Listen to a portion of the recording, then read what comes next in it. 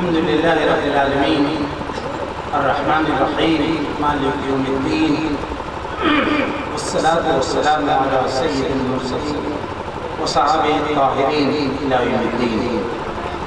قال الله تعالى في كتابه المجيد والفرقان الحميد: أعوذ بالله من الشيطان الرجيم، بسم الله الرحمن الرحيم، إن الدين عند الله الإسلام.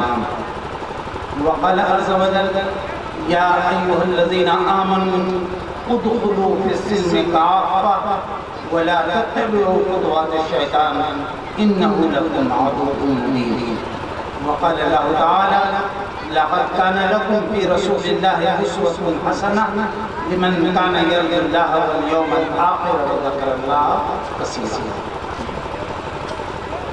گرامی قدر صدر مجلس، محترم علماء کرام، یہاں تمام لوگ موجود بھائیوں، بزرگوں، اجلاس میں کسی بھی انداز سے شریک ہماری قابل احترام دینی بہنوں اور بیٹے، اپنے اجداد کی سرزمین پر ملک کے آئے ہوئے بہت سے گوشوں سے علماء کرام کا استقبال کرنا میری ذمہ داری ہے. اللہ تعالیٰ نے آج اپنی اس بستی کو موقع دیا کہ وہ اسلام کے نمائندوں کا استقبال کر رہے ہیں. یہ بڑے شرف کی بات ہے کہ آپ علماء کا استقبال کریں. دنیا میں اس وقت بہت سارے لوگوں کا ہمارے امت کے لوگ استقبال کر رہے ہیں، لیکن وہ لوگ جو واقعتاً جن لوگوں کو نبوت کی وراثت ملی ہوئی ہے ان کا استقبال اگر آپ کر رہے ہیں تو اس کا مطلب یہ ہے کہ آپ اس امت کو صحیح انداز میں، مضبوط انداز میں، محفوظ انداز میں دیکھنا چاہتے ہیں. میں سمجھتا ہوں کہ اس اجلاس کے لیے یہی ایک تعبیر میری سمجھ میں آ رہا ہے. گرامی قدر بزرگوں اور ساتھیوں، ابھی ہمارے فاضل مقرر نے 2-3 بار اپنی گفتگو میں یہ بتایا کہ خالق اللہ ہے، جو خالق ہے وہی معبود ہو سکتا ہے. آپ سے میں ایک ایسا اشارہ کرنا چاہتا ہوں کہ قرآن مجید میں پہلی آیت جو اتری ہے اس میں اللہ تعالیٰ نے اپنے خالق ہونے کا تذکرہ کیا، اور یہ قرآن مجید اللہ تعالیٰ کا معجزہ ہے. میں ایک مخصوص فیلڈ میں کام کرتا رہتا ہوں قریب پچھلے 40-45 سال سے، اور میں نے دیکھا کہ قرآن مجید کا یہ معجزہ فنا یا یہ معجزہ نس، اس کی مریکلنس اتنی زیادہ واضح آتی ہے، اتنا اثر اس کا ہو رہا ہے. اب آپ دیکھیے پہلا جملہ آسمان سے اتر رہا ہے، اس میں بتایا جا رہا ہے کہ دیکھو، پڑھو اپنے رب کے نام سے جو تمہارا خالق ہے جس نے تمہیں پیدا کیا. اب میں تو آپ کو اشارہ کرنے جا رہا ہوں کہ اللہ تعالیٰ کا یہ معجزہ پچھلے عرصے میں ہزاروں لوگوں کو اس ایک آیت میں مسلمان بن گیا. ہزاروں لوگوں کی بات کر رہا ہوں. اس آیت میں آگے والی جو آیت ہے اس میں ایک لفظ آتا ہے. پہلی آیت کیا ہے؟ اقرا بسم ربک الذی خلق، پڑھو اپنے پالنہار کے نام سے، اپنے رب کے نام سے جو تمہارا پیدا کرنے والا ہے، جو تمہارا کریٹر، تمہارا خالق. خلق الانسان من علق، جس نے انسان کو علق سے پیدا کیا.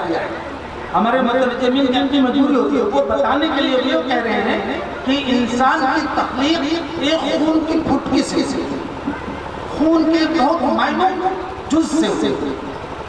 لیکن جانتے ہیں یہ لفظ کیا ہے؟ عربی زبان میں ایک لفظ ہے علقہ. علقہ کے معنی ہوتے ہیں چونک. 1500 سال پہلے یہ آیت نازل ہوئی ہے. اللہ تعالیٰ کہہ رہے ہیں کہ ہم نے انسان کو علقہ سے پیدا کیا ہے. اب یہ علقہ کئی جگہ قرآن مجید میں لفظ سورہ مومنون میں بھی آیا ہے. انسان نے جب سائنس کے ذریعے ترقی کرنے لگا اور انسان کیسے پیدا ہوتا ہے، ماں کے پیٹ میں ماں کا جرثومہ، باپ کا جرثومہ ملتے ہیں جس کو اسپرم اور اووم کہتے ہیں. جب وہ ملتے ہیں آپس میں تو ایک زائگوٹ کی شکل بنتی ہے. مختلف مراحل اس کے ہوتے ہیں.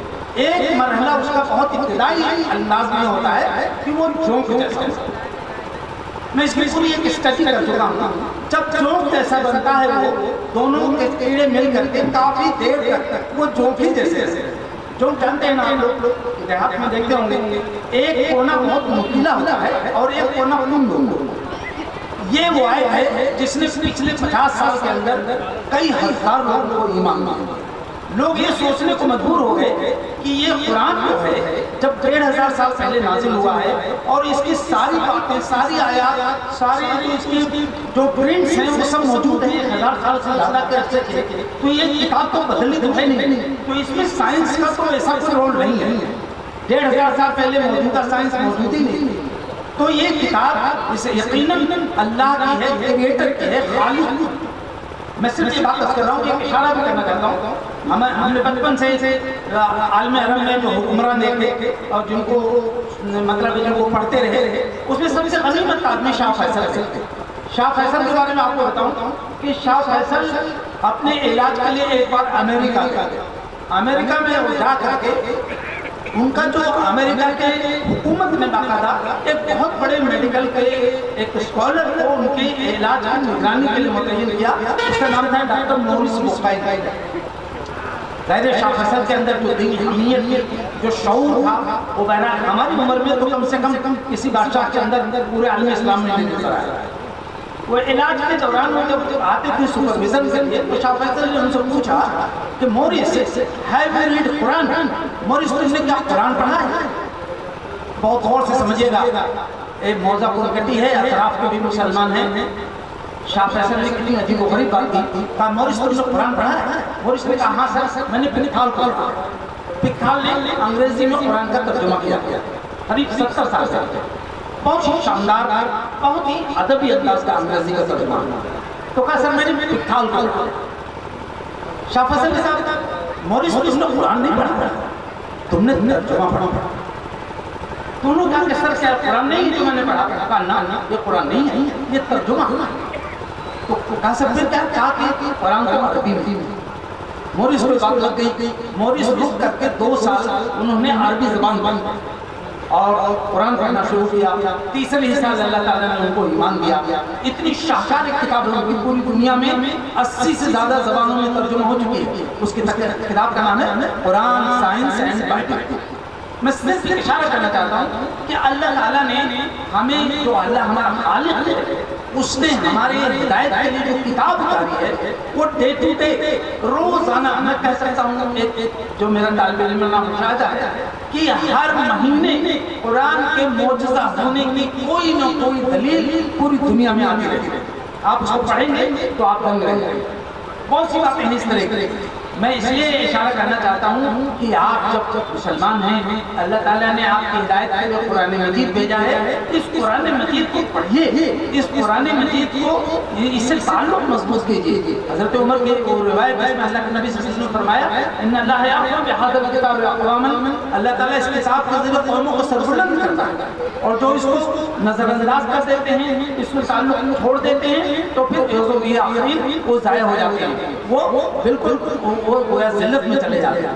یہ کتاب آئی ہے، ہمیں اس کتاب کو پڑھیں، اس کا شعور پیدا کریں، اس کے پیغام کو، اس کو میسج سے سمجھیں، اور جانتے ہیں سمجھ کر کے دوسروں کو سمجھائیں.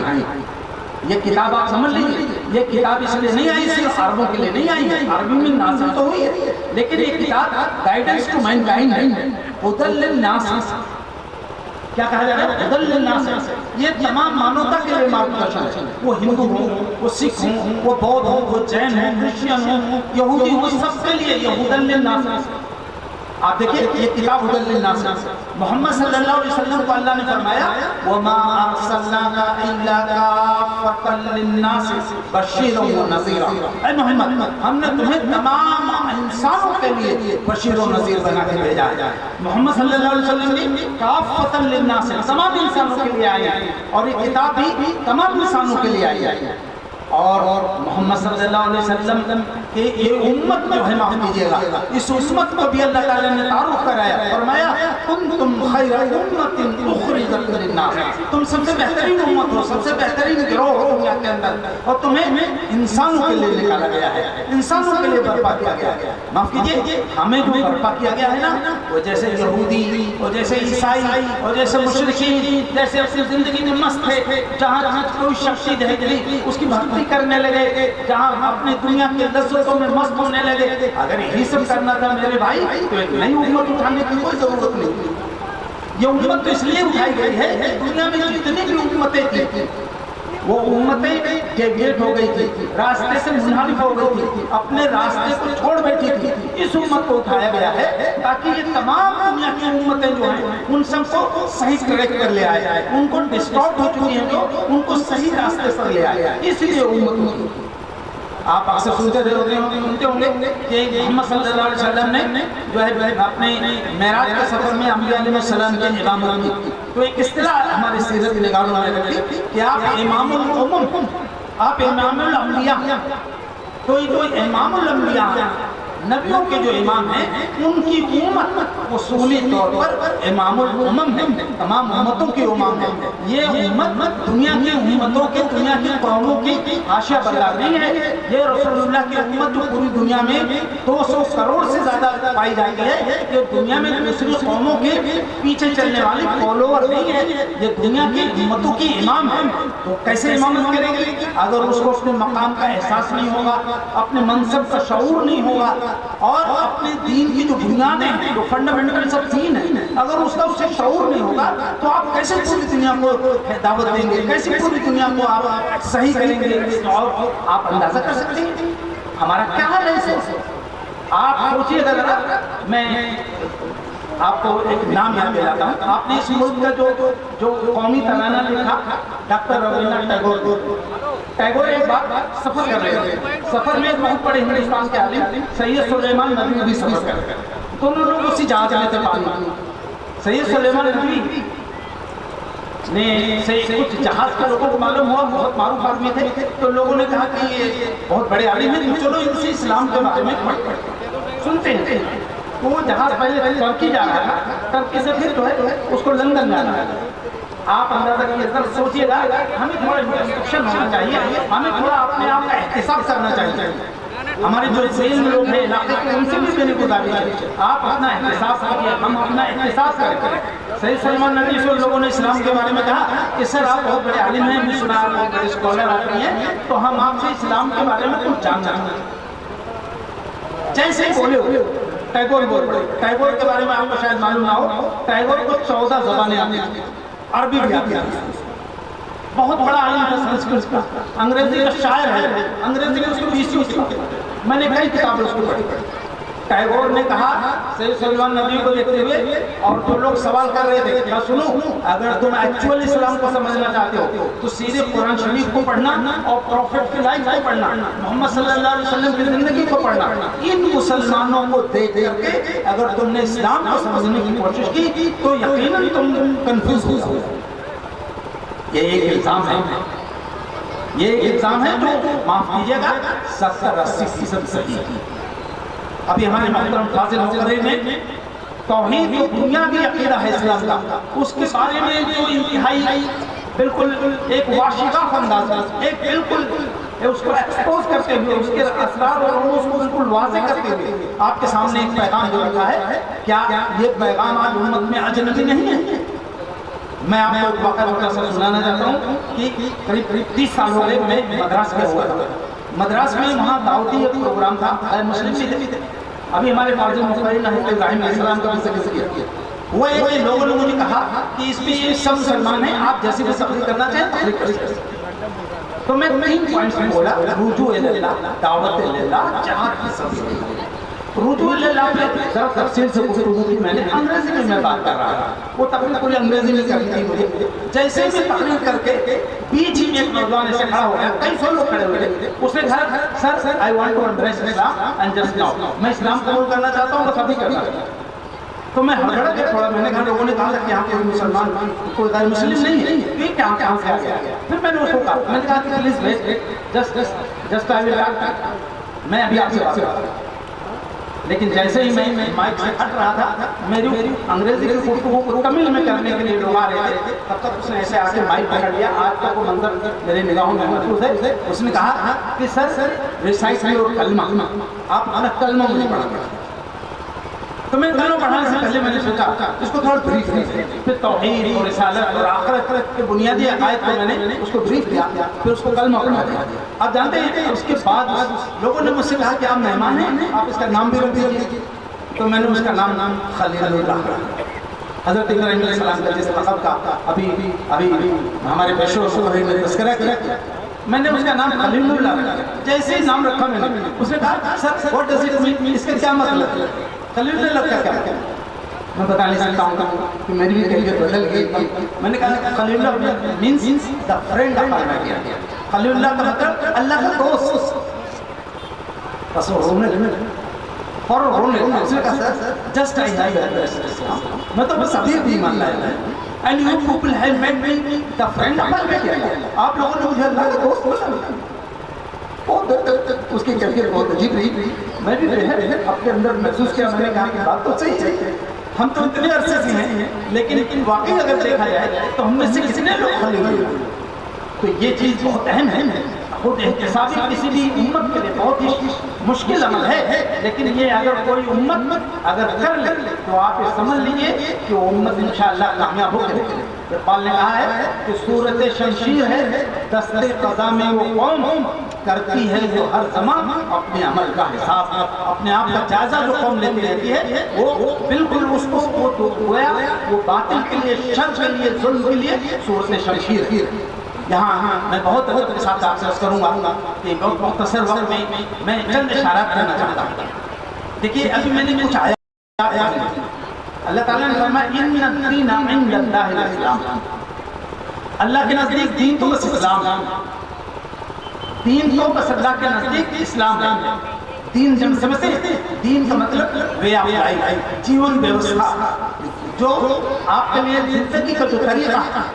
اب ہمارے یہاں غلطی کیا ہوتی ہے، ہمیں سمجھتے ہیں جیسے دوسروں کی جیون ویوستھا ہے ایسے یہاں بھی چلے گا، ایسا نہیں ہے میرے بھائی۔ جو اسلام کا جو نظام ہے نا وہ عقیدے کی وجہ سے، میں غیر مسلم حضرات کو بھی سمجھاتا ہوں تو کہتا ہوں کہ اسلام جو ہے آستھا پہ آدھارت ویوستھا ہے، یہ ویلیو بیسڈ، یہ ایک سسٹم بیسڈ آن فیتھ، یہ ایک ایسا نظام ہے جو عقیدے کی مبنی ہے۔ عقیدے کو ہٹا دو گے پھر اس نظام کی کوئی زیادہ افادیت نہیں رہ جائے گی، تو عقیدے پہ مبنی ہے نظام۔ آپ یہ بھی سمجھ لیجیے ہمارے ہاں حدیث کے اندر بہت سی اخلاقی خوبیاں جو ہیں نا دوسروں سماج میں جو اخلاقی خوبی مانی جاتی ہے، جیسے مثال کے طور پر کوئی عورت بہت ہی حیا والی ہے، بہت شرم و حیا ہے اس کے اندر، یہ اس کی انفرادی ہے۔ کسی کے اندر بڑا غیرت مند آدمی ہے تو یہ اس کی انفرادی خوبی ہے، دوسروں کے یہاں یہ سب انفرادی خوبی ہیں، ہمارے یہاں سب یہ ایمان کی علامت ہے۔ بخاری کی روایت ہے کہ ایمان کی 70 شاخیں ہیں اور میں افضل ہوا لا الہ الا اللہ، سب سے افضل شاخ لا الہ الا اللہ، جس کی بہت خوبصورت اور جامع وضاحت ابھی آپ سنتے ہیں۔ ایمان کی سب سے اعلیٰ شاخ جو ہے وہ کیا ہے؟ لا الہ الا اللہ۔ وہ ادناہا اماطۃ الاذی عن الطریق، اور ایمان کی سب سے چھوٹی شاخ، سب سے چھوٹی برانچ وہ ہے راستے سے تکلیف دہ چیز کا ہٹا دینا۔ والحیاء شعبۃ من الایمان، اور حیا تو ایمان کا چیپٹر ہے، حیا تو ایمان کا شعبہ ہے۔ میں زیادہ وقت بات نہیں کرنا چاہتا، صرف ایک اشارہ کرنا چاہتا ہوں کہ یہ حیا جو ہے نا جو ایمان کا چیپٹر ہے، ذرا سا کمزور ہو رہا ہے معاشرے کے اندر حیا کا جذبہ۔ دیکھیے کیا دقت بنی ہوئی ہے ہماری، حیا کا پورشن کمزور ہو رہا ہے، حیا کا چیپٹر اور شعبہ امت مسلمہ میں تھوڑا ڈائلوٹ ہو رہا ہے، کمزور ہو رہا ہے۔ نتیجہ کیا ہے اس وقت؟ لڑکیوں کا ارتداد، اختلاط مرد و زن کے نتیجے میں آوارگی کا پورا ماحول بنتا چلا جا رہا ہے۔ ہم دوسروں کی نقالی کر رہے ہیں، ننگے پچے لوگوں کی نقالی کر رہے ہیں، ہم مغرب کی نقالی کر رہے ہیں۔ میں آپ سے عرض کر رہا ہوں مغرب کے بہت سارے جینیس لوگ مجبور ہیں قرآن پر ایمان لانے کے۔ میں آپ سے ایک اشارہ بھی کر دوں، ابھی میں بھی مشکل سے 25 سال سے پہلے کی بات ہوگی، دنیا میں بہت بڑا آدمی ایمان لایا۔ میں ہمارے جو بزرگ علماء ہیں میں آپ سے گزارش کروں گا کہ نوجوانوں کو کہیے کہ دنیا میں یہ جو تبدیلی آ رہی ہے اس کو ضرور ڈسکس کریں۔ اس کا آدمی کا نام ہے پروفیسر قیدی نجم۔ میں آپ سے اپنے بارے میں عرض کرتا ہوں، میں نے پہلے مدرسے میں پڑھا، مدرسے میں پڑھنے کے بعد راجستھان میں جو کالج ہوئے تو میں نے آج سے 45 سال پہلے پی ایس سی کیا، پی ایڈ کیا، میتھس کی ٹیچنگ میں اسپیشلائزیشن کی۔ آپ میں عرض کر رہا ہوں مدرسے کی تعلیم نے مجھے اتنا فائدہ پہنچایا کہ میرے جتنے بھی اساتذہ تھے سائنس پڑھانے والے، میں سب کے کلاسز میں اسلام کے پوائنٹ آف ویو سے، قرآن کے پوائنٹ آف ویو سے سوالات کرتا تھا۔ یہاں صرف اشارہ کرنا چاہتا ہوں کہ ابھی 30 سال پہلے دنیا کا اتنا بڑا آدمی مالا ہے، اس کا نام ہے پروفیسر گیری ملر۔ آپ کے لیے بہت آسان ہے، جو ہمارے نوجوان موبائل وغیرہ چلاتے ہیں، آپ گوگل میں جائیے، پروفیسر گیری ملر کر کے ٹائپ کیجئے اور اس کے 2 فوٹو آئیں گے، ایک پرانا والا فوٹو آئے گا اور ایک دوسرا والا فوٹو بڑی بڑی داڑھی والا۔ گیری ملر اسلام کا بہت بڑا دشمن تھا، بہت سارے لوگوں سے ناراض تھا کہ یہ لوگ کیوں مسلمان ہو جاتے ہیں، پتہ نہیں قرآن میں کیا ہے، پڑھتے ہیں تو مسلمان ہو جاتے ہیں۔ تو اس نے کیا ارادہ کیا، اس نے خود لکھا اس نے لکھا کہ میں نے سوچا میں قرآن کو پڑھوں گا اور اس کی میرٹس، یہ لفظ اس نے استعمال کیا، اس کی خرابیوں سے دنیا کو آگاہ کروں گا۔ تو جانتے ہیں اس کے لیے اس نے سوچا میں ترجمے سے پڑھوں گا تو بات نہیں بنے گی۔ 2 سال رک کر کے اس نے عربی لینگویج پڑھنے کے بعد جب قرآن پڑھنے کے لیے چلا تو بس پھر ڈر گیا۔ اس نے لکھا ہے کہ میں ڈر گیا کہ ہو سکتا ہے کہ میں اپنے مذہب کے بارے میں ٹھیک سے نہ جانتا ہوں اور میں قرآن کی بات سے پربھاوت ہو جاؤں، متاثر ہو جاؤں، تو کیوں نہ میں اپنے مذہب کو پڑھ لوں۔ 2 سال اس کے بعد اور اس نے عیسائی پادری کا کورس کیا، کرسچن پریسٹ کا کورس کیا۔ پھر اس کے بعد جانتے ہیں اس کا جملہ میں آپ کو بتا دوں، اس کو ترجمہ سنا رہا ہوں آپ کو۔ اس نے لکھا کہ اس کے بعد اب وہ قرآن کے عربی زبان سیکھ چکا تھا، اپنے مذہب کو پڑھ چکا تھا، سائنس کا تو آدمی ہی تھا بہت بڑا دنیا کا۔ اس نے کہا جب میں نے قرآن کو پڑھ کر کے سمجھ کر کے پڑھنے کی کوشش کی اور تھوڑا سمجھ کرنے میں گہرائی میں اترنے لگا، قرآن اپنی رحمتوں اور برکتوں سے اس کو ڈھانپتا چلا پھر ایمان لے لے۔ میں آپ سے کہنا چاہتا ہوں ہمارے پاس قرآن مجید کی شکل میں اتنا بڑا حجاب ہے، اتنا بڑا سرمایہ ہے، ہمیں دنیا میں کوئی کنفیوز نہیں کر سکتا۔ یہ ہمارے نوجوان کیوں کنفیوز ہو رہے ہیں؟ کیونکہ ان کا تعلق قرآن مجید سے۔ اور اشارہ بھی ایک اور کر دینا چاہتا ہوں کہ یہ قرآن مجید جو ہے یہ ہدا ہے، کتاب ہدا ہے، اس کا نام ہے فرقان ہے۔ تبارک الذی نزل الفرقان علی عبدہ، ہم برکت والی ہے جس نے اپنے بندے پہ فرقان نازل کیا۔ یہ دونوں چیزوں کو بس ہلکا سا اشارہ کرنا چاہتا ہوں۔ ہدا مطلب گائیڈنس ہے، آپ کو یہاں سے اللہ کی رضا یا جنت تک لے جانے کے ایک گائیڈنس ہے۔ جیسے آپ کو اگر گائیڈ کیا جائے کہ آپ کو باسی جانا ہے اسی روڈ سے، تو آپ کو ابھی جائیں گے تو پیپرا پڑے گا، کمریا پڑے گا، آگے جائیں گے تو پتھرا پڑے گا، اس سے پڑے گا نا۔ یہ دیز آر دا مائلسٹونز آف ہدا، یہ بتایا گیا ہے۔ یہ جو ہدایت ہے نا، یہ توحید ہے، یہ رسالت ہے، یہ آخرت ہے، یہ عبادات ہیں، یہ اخلاقیات ہیں، یہ ہدا ہے۔ یہ لیکن قرآن کا ایک اور تعارف قرآن کے اندر ہے، یہ فرقان ہے۔ فرقان کا مطلب ہوتا ہے حق و باطل میں فرق کرنے والا۔ ہمارے بہت سارے لوگ اسکالرز کنفیوز کیوں ہو رہے ہیں؟ ہندوستانی تہذیب کے حوالے سے، مغرب کی تہذیبی الغار کے حوالے سے، اس کی سائنسی برتری کے حوالے سے کیوں کنفیوز ہو رہے ہیں؟ بات صرف یہ ہے، معاف کیجیے گا، ہمارا تعلق قرآن مجید سے کمزور ہے۔ قرآن کتاب فرقان ہے، حق و باطل میں فرق کرنے والی کتاب ہے۔ یہ کتاب سے جس کا تعلق مضبوط رہے گا اس کو دنیا کی کوئی بھی سائنس کنفیوز نہیں کر سکتی، اسے دنیا کو کوئی فلسفہ کنفیوز نہیں کر سکتا۔ تو ہمارے نوجوانوں کے لیے یہ بہت ضروری ہے۔ میں آپ سے کر رہا ہوں آپ قرآن پڑھیے، اگر آپ عربی نہیں جانتے کم سے کم ترجمے سے پڑھیے، اور اہل علم کے سامنے زانویہ تلمس تحقیق۔ میرے ایک بہت بڑے استاد تھے مولانا شہباز عزیزی نام کا ان کا، لکھنؤ میں رہتے تھے، اس زمانے میں لکھنؤ میں پہنچ چکا تھا۔ وہ کہتے تھے کہ اگر بہت غور سے بات سنیے، اگر تمہارے اندر اپنے کسی بڑے کے سامنے، کسی عالم کے سامنے بیٹھ کر کے زانویہ تلمس طے کر کے کچھ سیکھنے کا حوصلہ نہیں ہے تو دنیا کو تم کچھ نہیں دے سکتے۔ ہمارے لیے کیا پریشانی کی بات ہے؟ آپ جا کر کے کیمسٹری پڑھتے ہیں، فزکس پڑھتے ہیں، بیولوجی پڑھتے ہیں، میڈیکل سائنس پڑھتے ہیں، کمپیوٹر پڑھتے ہیں، کتنے ریسرچ کے ساتھ آپ باتیں کرتے ہیں، کیا ہم اپنے علماء سے نہیں کہہ سکتے حضرت ہم قرآن کا درس سننا چاہتے ہیں، ہم ذرا ذرا سننا چاہتے ہیں؟ یہ ہمارے نوجوان جو یہاں بیٹھے ہیں سینکڑوں لوگ، میں کہنا چاہتا ہوں اٹ از یور ڈیوٹی، یہ آپ کی ذمہ داری ہے۔ آپ اہل علم سمجھیے کہ یہ حضرت ہم جو ہے آپ سے ہفتے میں 1 گھنٹہ چاہتے ہیں، ہمیں قرآن مجید سمجھائیے، ہمیں حدیث سمجھائیے۔ میں نے ابھی آپ کو اشارہ کیا کہ کس طرح سے قرآن زندگیوں کو بدل دیتا ہے۔ میں اپنی گفتگو کے آخری حصے میں جو خاص اشارہ کرنا چاہتا ہوں کہ یہ قرآن جو ہے یہ بک آف پرنسپلز ہے، یہ اصولوں کی کتاب ہے، یہ ہدایت کی کتاب ہے، یہ ویلیوز کی کتاب ہے، اقدار کی کتاب ہے۔ اب یہ جو اصول اس میں بیان ہوئے ہیں اس کا پریکٹیکل کیا ہے؟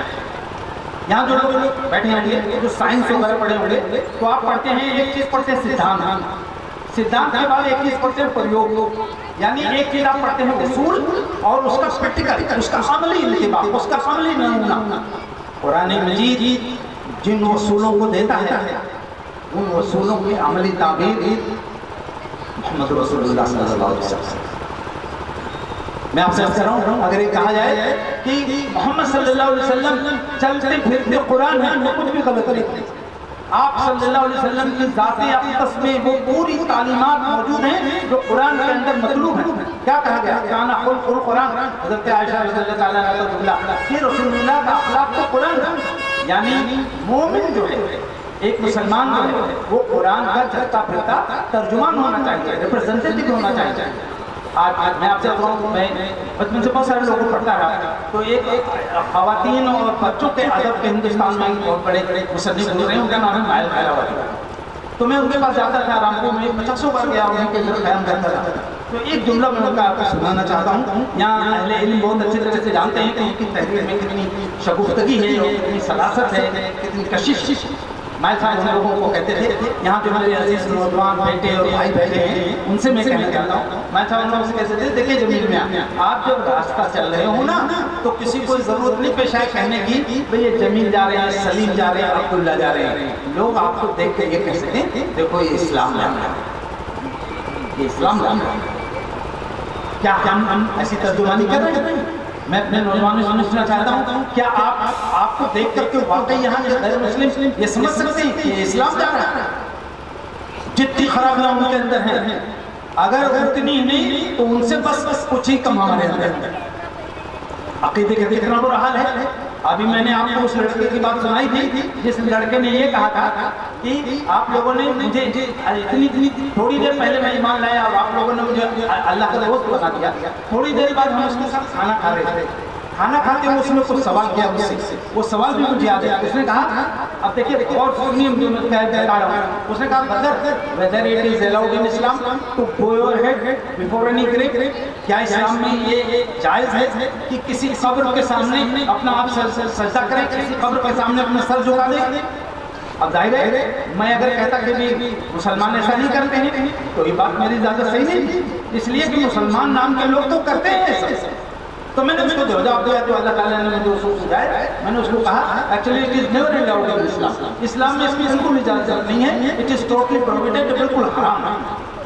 لیکن ہے کہ مسلمانوں میں دیکھ کیوں رہا ہے؟ تو مجھے اللہ تعالیٰ نے اس کو ذہن میں بات ڈالی کہ میں نے کہا کہ actually it is due to the bad and evil company of مشرکین، یہ مشرکوں کی غلط صحبت کا نتیجہ ہے جو مسلمانوں میں پڑا۔ میں آپ سے کہنا چاہتا ہوں کہ ہمیں اس بات کو سمجھنا بہت ضروری ہے کہ محمد رسول اللہ صلی اللہ علیہ وسلم ہی دین کی عملی ترجمانی کرنے والے ہیں، وہی دین کا عملی ترجمان ہے۔ اقبال نے بڑی پہلی بات کہی، اللہ تعالیٰ ان کو روح کو سکون دے، کہا کہ مصطفیٰ ایسا خیش را کی دی ہم عروس، اگر بہو نہ رسیدی تمام بولے مصطفیٰ تک پہنچنے کی کوشش کرو، مصطفیٰ تک پہنچنے کی کوشش کرو، ان کو پانے کی کوشش کرو کہ دی ہم عروس کی وہی کل دین ہے۔ اگر بہو نہ رسیدی، اگر وہاں تک نہیں پہنچے تو آپ پہنچ جائیے گاندھی جی تک، آپ پہنچ جائیے ٹیگور تک، آپ پہنچ جائیے ارسطو اور افلاطون اور پلوٹو تک۔ کیا آپ مسلمان میں نہیں؟ اگر آپ محمد صلی اللہ علیہ وسلم تک نہیں پہنچے اور آپ نے ٹیگور کو حفظ کر لیا، اس کے ڈرامے اور اس کی پوئٹری اور اس کے نثر، تو کیا آپ خدا پہنچ پائے؟ تو کیا کہ اگر بہو نہ رسیدی تمام بولا دیا، اگر محمد صلی اللہ علیہ وسلم تک نہیں پہنچے تو تمام جو ڈیسٹینیشن ہے، جو تمام منزلیں جہاں تک تم پہنچ چکے ہو، اگر محمد رسول اللہ تک نہیں پہنچے تو وہ سب سب رہ گئی۔ میرے بزرگوں اور دوستوں وہ چیلنجز ہیں جو ہمارے سامنے، ایسا نہیں ہے۔ آپ یہ بات اگر کوئی کہہ رہا ہے کہ کوئی کشمکش نہیں دنیا میں، امتحان لگا ہوگا۔ قرآن نے کہا وما جاء بعد الحق الا الضلال، حق کے علاوہ دنیا میں جو کچھ ایسا گم رہی ہے اور حق و باطل کی کشمکش ایک بڑی دقت۔ باطل کیا چاہ رہا ہے؟ مسلمان اپنے عقیدے سے دستبردار ہو جائے، اپنی تہذیب اور کلچر سے دستبردار ہو جائے، اپنی ملی شناخت سے دستبردار ہو جائے۔ اور اسلام کیا چاہے گا کہ اسلام کے ماننے والے اپنے عقیدے پہ مضبوطی سے کھڑے رہیں۔ ابھی بہت عمدہ بات آئی کہ اگر عقیدے پہ آپ کھڑے رہ گئے، مضبوطی کے ساتھ قرآن نے اس کو کہا ان الذین قالوا ربنا اللہ ثم استقاموا تتنزل علیہم الملائکہ الا تخافوا ولا تحزنوا وابشروا بالجنہ. جن لوگوں نے سخت حالات میں جب کہ قرآن پہ پابندی لگانے کی وہ بات قرآن نے کی، میں نہیں کہہ رہا. وقال الذین کفروا لا تسمعوا لهذا القرآن. اللہ تعالیٰ نے پہلے سچویشن بیان کر دیا، بتایا دیکھو یہ صورتحال تھی کہ قرآن کے مطالبے کے پابندی کی بات ہو رہی ہے، قرآن نہیں سننے دیا جائے، قرآن کو پڑھنے کی ہمت نہ کر سکے. ایسے دباؤ کے حالات میں جن لوگوں نے مضبوطی کے ساتھ یہ بات رکھی کہ ہمارا رب اللہ ہے، رب اللہ، میرا رب تو اللہ ہے، میرا رب نہ کوئی بادشاہ ہے، میرا رب نہ کوئی دیوی دیوتا ہے، میرا رب نہ سورج و چاند ہے، نہ کوئی مالدار ہے، میرا رب تو اللہ ہے. سو مستقام اس پہ جم اس پہ ڈٹا رہا، اسی پر اس کا استقام ہوا. اللہ تعالیٰ دنیا کے اندر جب یہ پرہول ماحول بنتا ہے، آج آپ دیکھ بھی رہے ہیں تھوڑا سا، فرمایا تتنزل علیہم الملائکہ، ہم ان پہ فرشتے نازل کرتے ہیں. وہ جو اس آزمائش میں ہوتے ہیں ان پہ فرشتے نازل کرتے ہیں اور وہ فرشتے ان کو تسلی دیتے ہیں، ان کو تسکین پہنچاتے ہیں. اللہ تخافوا ولا تحزنوا، ڈرو نہیں، مایوس نہ ہو، وابشروا بالجنہ، اور جنت کی خوشخبری سے خوش ہو. میں آپ سے اشارہ کرنا چاہتا ہوں کہ محمد رسول اللہ صلی اللہ علیہ وسلم کی زندگی کو ضرور پڑھیں. میں اپنے نوجوانوں سے گزارش کرنا چاہتا ہوں، بہت ساری کتابیں ہیں اس وقت، انگریزی میں ہیں، ہندی میں ہیں، اردو میں ہیں. اردو میں تو سیرت کے ایسا خزانہ موجود ہے کہ شاید عربی کہہ لو دنیا کی کسی زبان میں نہیں ہوتا. میں آپ سے کہنا چاہتا ہوں محمد صلی اللہ علیہ وسلم جو اللہ کے دین کی عملی ترجمانی کی وہ ذات ہے، ہمیں ضرور معلوم ہونا چاہیے. آخر میں بس ایک اشارہ کرنا چاہتا ہوں، وہ یہ ہے کہ محمد صلی اللہ علیہ وسلم نے اس امت کو جو بنایا ہے، اس امت کو پوری دنیا کے لیے اٹھایا ہے، وہ ایک بہت اہم کام کے لیے اٹھایا ہے کہ یہ امت تمام امتوں کو گویا ان کو آگاہ کرے، ان کو انذار کرے، ان کو خبردار کرے اور ان کو اللہ تعالیٰ کے دین کی دعوت دے. آپ دیکھ لیجئے ایک اتنا سا کام اگر ہم کر سکے کہ اللہ تعالیٰ نے قرآن میں کہا وَلَقَدْ كَرَّمْنَا بَنِي آدَمَ، ہم نے انسانوں کو، آدم کے اولاد کو عزت بخشی ہے، تکریم عطا کی. ابھی چند دنوں پہلے آپ نے جمعیت اہل حدیث کے کانفرنس میں موضوع ہو چکی ہے. یہ بہت بڑا موضوع ہے، قرآن مجید کا موضوع ہے. اگر یہ موضوع ہم اٹھائیں، میں بات کو بالکل نہیں پھیلانا چاہتا. محمد صلی اللہ علیہ وسلم نے انسانوں کو کیسے پستی سے نکالا اور کیسے عرب کے بدوؤں کو دنیا کا امام بنایا، کیسے وہ لوگ جو انسانوں کو غلام بناتے تھے، وہ جو غلام خریدتے تھے اور بیچتے تھے، کیسے آپ صلی اللہ علیہ وسلم نے اس کلچر کو ختم کیا اور ایک بلال ہے غلام ہے، زید غلام ہے، ان کا نام قرآن مجید کے اندر ہے. اور کیسے محمد صلی اللہ علیہ وسلم نے عورتوں کو زندگی کا حق عطا کیا اور ان کو حقوق اور اقدار عطا کیے. محمد صلی اللہ علیہ وسلم نے کیسے مزدوروں کو عزت دی، کیسے آپ صلی اللہ علیہ وسلم نے یتیموں کو عروج اور فروغ بخشا. یہ وہ چیپٹرز ہیں، یہ عناوین ہیں جو ہم مسلمانوں کی ذمہ داری ہے کہ پوری دنیا کے اندر مسلمانوں کے سامنے پیش کریں. محمد صلی اللہ علیہ وسلم نے مانوتا کو کیا دیا، یتیم، بیوائیں، عورتیں، بچے، مزدور، جتنے بھی اس طرح کمزور لوگ ہیں ان کو کیسے بچایا. میں آپ سے کر رہا ہوں اپنا ذاتی تجربہ، اس چیزوں کو رکھنے سے غیر مسلم معاشرے میں اسلام کے تئیں ایک سمجھنے کا رجحان پیدا ہوتا ہے اور سینکڑوں لوگوں کا دل اللہ تعالیٰ اسلام کے لیے کھول دیتا ہے. تو میں بس اسی کا بات کو ختم کرنا چاہتا ہوں کہ اللہ تعالیٰ نے ہمیں یہ مقام دیا ہے، یہ شرف بخشا ہے. ہم اپنے دین کو سمجھیں، اس پہ عملی ترجمانی کریں، اسی دین کی طرف، اسی سچائی کی طرف جو جنت والا راستہ ہے، اسی طرف پوری دنیا کو بلانے کی ضرورت ہے. مایوس ہونے کی ضرورت نہیں. میں آپ سے عرض کر رہا ہوں، آپ سمجھ لیجئے فتح حق کی ہوگی، غلبہ حق کو ملے گا انشاءاللہ. کفر ولو کرہ الکافرون ولو کرہ المشرکون، قرآن نے کہا چاہے کفار کتنے ہی اور مشرکین کتنے ہی ناراض ہوں، یہ دین ہی غالب ہو کر کے رہے گا.